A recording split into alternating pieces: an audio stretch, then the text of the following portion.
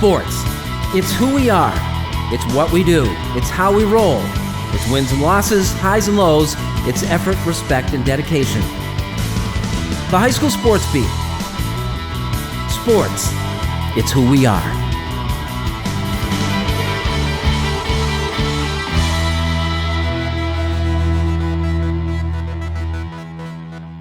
Hello, everybody, and thank you for joining us on the High School Sports Beat.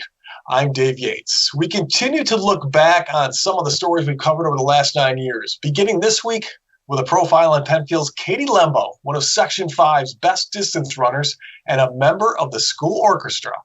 In 2013, here's Bill Palco.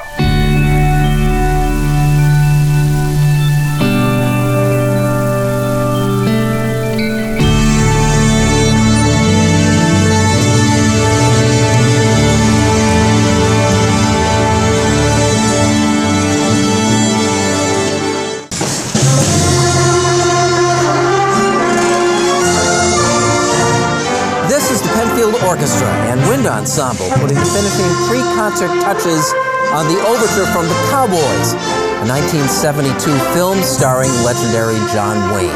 So John Williams wrote the score for The Cowboys, John Wayne movie, and actually it was such a well-received score that he wrote then an overture for the piece, and it's very widely played nowadays. A local legend is contributing to the effort.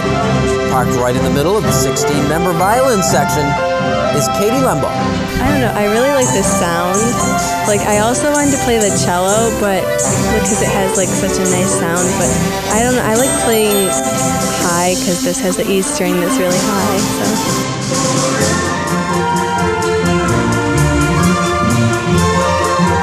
Lembo has for the past 3 years been the premier distance runner in Section 5. A 6-year varsity runner at Penfield, Katie finished third at the McQuaid Invitational Cross Country Meet for the third time, claimed the Katie Harper Award as the section's top finisher in that premier race. She's established new marks on courses around the county and owns the sectional record for the 2-mile run. Actually, when I first met her as a freshman, I knew that she did track because I asked all of my students what kinds of things they're doing besides orchestra so that I know what takes up their time. But I had no idea how phenomenal she was or at what level she performed for track, and it's just wonderful that she's also a phenomenal musician. Yeah, a lot of musicians are athletes and vice versa, and I think it just really helps to be like have music and athletics together. How do they work together? Well, I think having something else besides just one of the two like helps to balance out, and you can use music when you're like running, or in my case, to like calm you down as you're running.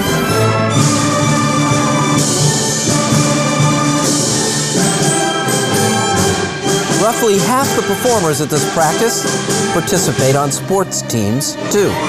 And that's a very conscious effort to support kids to do both. Our athletic director, Pete Shambo, and I, and all of the teachers and coaches work to do whatever we can so that kids can participate in both of these great activities. Do you think they work well together? Well, absolutely. There's so much crossover. The preparation for being a great athlete is no different than the preparation for being a great musician. It's the same process.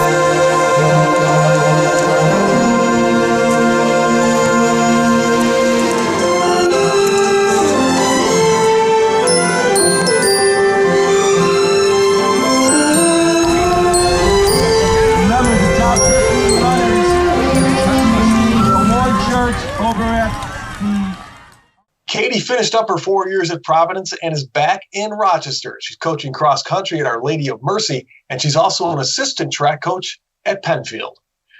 Well, coming up next, Matt Trabold joins us for the High School Notebook. We'll have that more when the High School Sports Beat continues.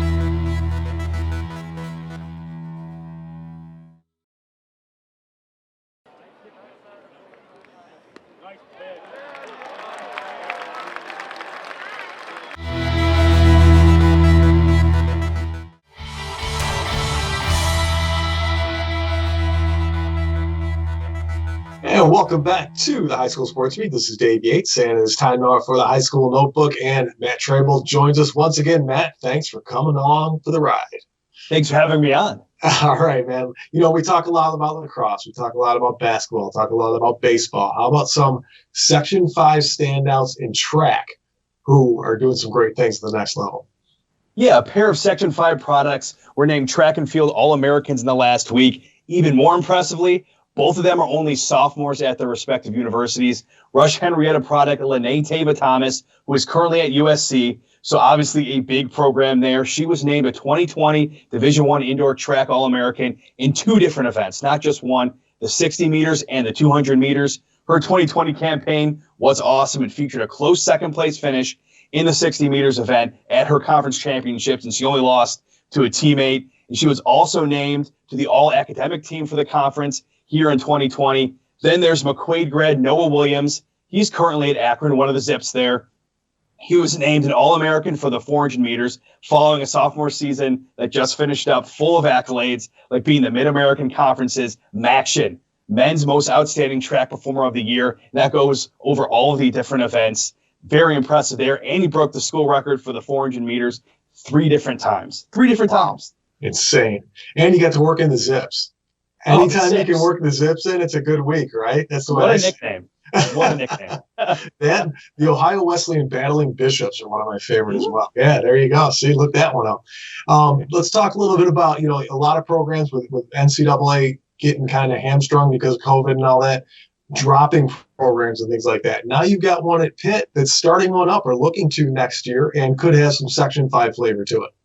Yeah, so this time next year, we could be talking a good amount in terms of actual games about the Division I Pittsford women's lacrosse team. The program will be having its inaugural season this upcoming school year. What makes an interesting story even more interesting is that there will be 4 Section 5 products at the center of this brand new program, of this really emergence out of that overall athletic department in this specific sport. Current Penfield star Madigan Lublin, she was in the group of 5 initial signees for this Panther team. She will be part of that initial freshman, that initial recruiting class in terms of that first college student kind of situation. And on top of that, Pitt added a trio of current collegiate sophomores from Rochester and Caroline Liederman, and a duo from HFL Honeoye Falls Lima and Peyton Reed and Kieran Ratliff Kailborn. These athletes played to the program a long, long time before the team would be even playing its first ever games. That makes it so impressive, that level of dedication. And hopefully that level of dedication, it can mean success is coming soon, even in the ACC.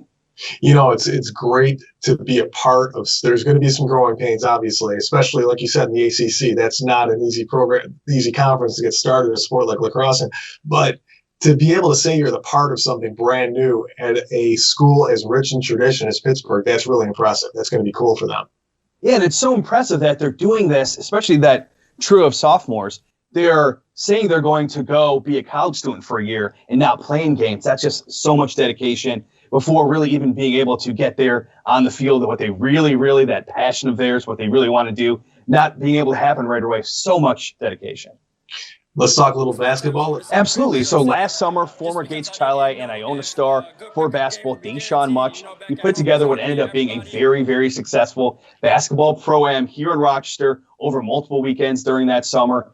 Featured many big-name former and current Section 5 basketball players, like a Jalen Pickett, an NBA name. It was called Keys to the City Rock. And now this summer, he's going to be part of another big hoops tournament, with his involvement focusing more on being on one of the teams on the court playing games as opposed to running the show behind the scenes. The basketball tournament, TBT, has become pretty huge over the last few years, with games televised on ESPN. It's former college players competing in a winner-takes-all $2 million event. Now, coronavirus, you mentioned a second ago, has caused the 2020 version to be a little bit more scaled down. It's going from 64 teams down to 24 teams, and everyone, instead of being at regional sites and then obviously a single site once you get down to that final 4 teams or so. So now everything, the entire tournament, will be at a single site. And Much just announced this week that he will be competing with the team Gale Nation, which is made up of former Iona players, a lot of his former teammates. So hopefully a lot of success on the court with him. He was so fun to watch as a Gale. They played in a couple NCAA tournaments with him playing a big role. Great shooter. You love to see it. All right. Awesome stuff. Thanks, Matt. As always, appreciate it. Thanks for coming on this week. We'll see you again next week, hopefully. Thanks, man. All right, man. We're back with more of the High School Sports Beat right after this.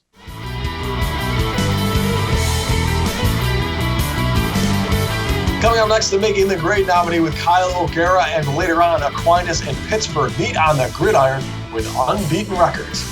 We'll have that when the High School Sports Beat returns.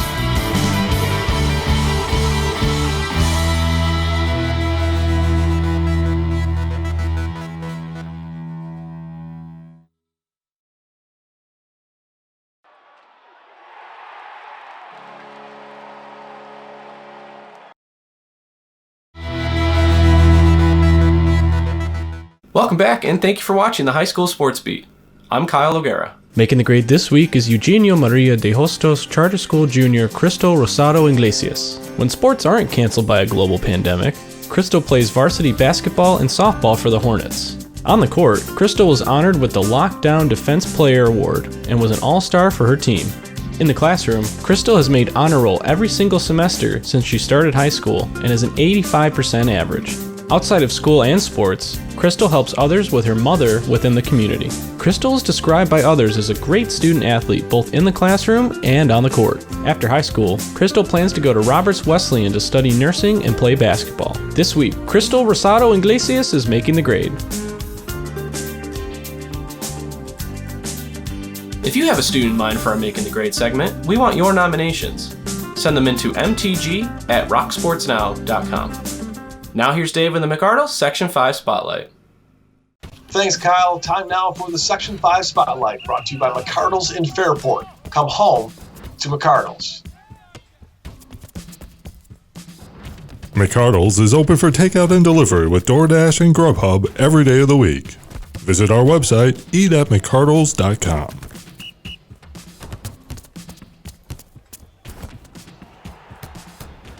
This week, our spotlight shines on new Rochester City School Superintendent Leslie Meyer-Small and her message to the entire community. Me or follow me on social media understand that I normally am very upbeat and positive. But the recent death of George Floyd has caused me to openly weep. We've watched as across the nation, protests and rallies unfortunately, in some cases, have turned to violence. We saw that happen in our own community in Rochester. The rally started peacefully. What's important for me to share is that we have resources available for our students and families. That information can be found on our website, www.rcsdk12.org. You can also call our hotline at 262-8700, and someone will be able to direct you appropriately. Please know that I am thinking of you, that you individually and collectively are in my thoughts, and that we are certainly in this together. Take care. Coming up next, it's a battle of unbeatens in football when Aquinas and Pittsford face off. We'll have that and more when the High School Sports Beat returns.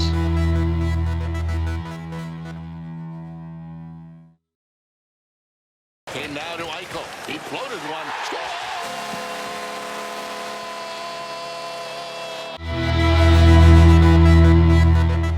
Welcome back, and thanks once again for joining us on the High School Sports Beat. I'm Dave Yates. In October of 2013, the two teams that met for the sectional title a year before met again, this time during the regular season. Both were undefeated. Aquinas and Pittsford went at it. Here's Dan Fates.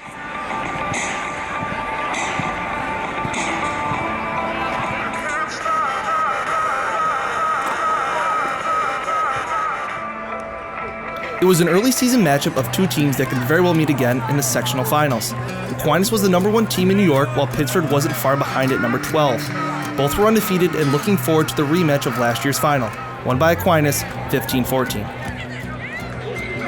Just do what we do every week, and that's come out here, play for each other, play strong, playing for a bigger cause too, and that's helped kids reflect on this. This is a blessing to be part of something this big, and we respect very much what Aquinas brings, and we're ready for it. Basically today I was really sort of calm. I told them, you know what you're doing, and let's go out and have fun and play as hard as we can and let the best team win. What are your keys to success that you're looking for out of your team? Well, we can't turn the ball over, and we got to play really good defense and stop them. No one's around here to stop them, so we got to try to stop them. The Panthers have a high-powered offense averaging 38 points per game, while the Little Irish's defense has only allowed a total of 25 points.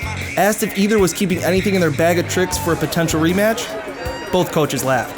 No, we're bringing up, hey, listen, we run power play pass. I mean, we don't have a bag of tricks. So we're just going to try to muscle up and see if we can do things correctly and get after it.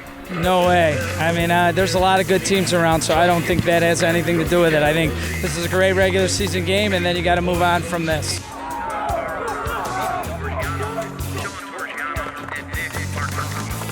The game started out with both offenses fighting off nerves in front of the packed stadium.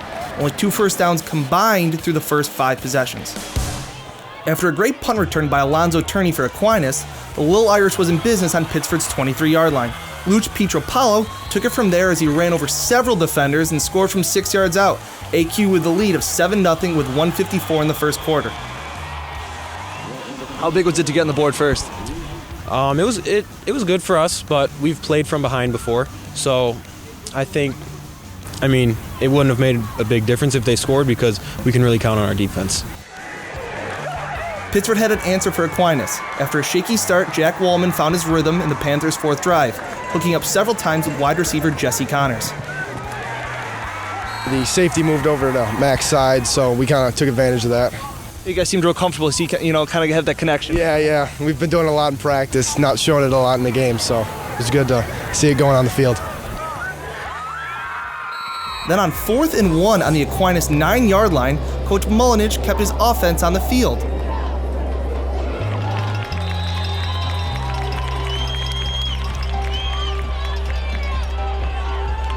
The Aquinas defense flexed its muscle and came up with the game's first big stop. Go for it all the time. That's what we do. It's 4th and 1, especially on the plus side of the field. We're going to go for it. Oh man, it was huge. I was extremely excited. It was fourth and short yardage, and we knew we had to get the big stop. And yeah, I knew if we get that stop, it would change the momentum of the game. I was really excited.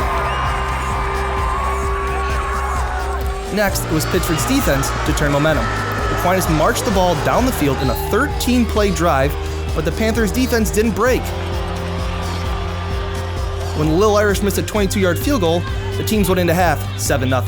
There's no panic. Feel the presence of each other. The care, the love, the support, right? Feel it. They are not going to give up. Don't think this is going to be a wild second half. They have too much pride. We just got to keep doing what we're doing. We're in this ball game, kicking off to them. Defense is going to have to step up. You have to stay together. If something goes bad, don't lose it. Coming out of the break, the Panthers got the first emotional lift of the half when Matt Atkins stepped in front of a Jake Zembiak pass for the pick. Pittsford drove the ball to the Aquinas 9-yard line, but then it was their turn to miss the short field goal. From that point on, it was all the Little Irish. With the score at 14-0, Aquinas added on. Alonzo Turney played ball hawk and picked off the pass intended for Connors, and took it all the way to the house.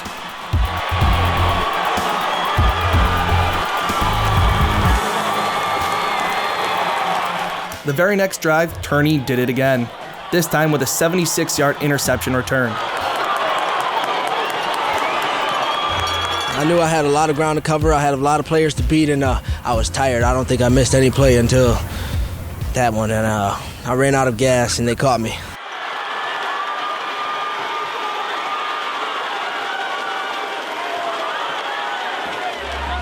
For now, Aquinas remains unbeaten, but there's always room for improvement.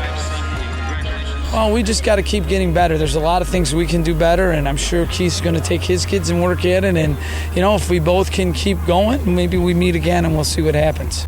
We got to figure out how to run the ball successfully against a team like Aquinas. They're the best. Their defense is outstanding. They handle us up front. And if we're going to see them again on the other side, we don't win. We're not going to win throwing the ball in the air. We'll create some plays, but we got to run the football. And if we can't run the football against them, we don't win. Good game, Dave. Good game. I'm sure we'll see you guys again. Good game, bud. Good game. Charlie. Pittsford's Jesse Connors went on to a college career with Holy Cross and Syracuse, although he never played a game due to injuries. Jake Zembeck was one of the area's highest quarterback recruits and just graduated from Penn State, but he also never played in a game. Ernest Edwards finished a fantastic career at Maine and was signed by the LA Rams as an undrafted free agent this year. We'd like to thank the athletes, teams, and coaches in Section 5, and thank you for watching, and please, everybody stay safe.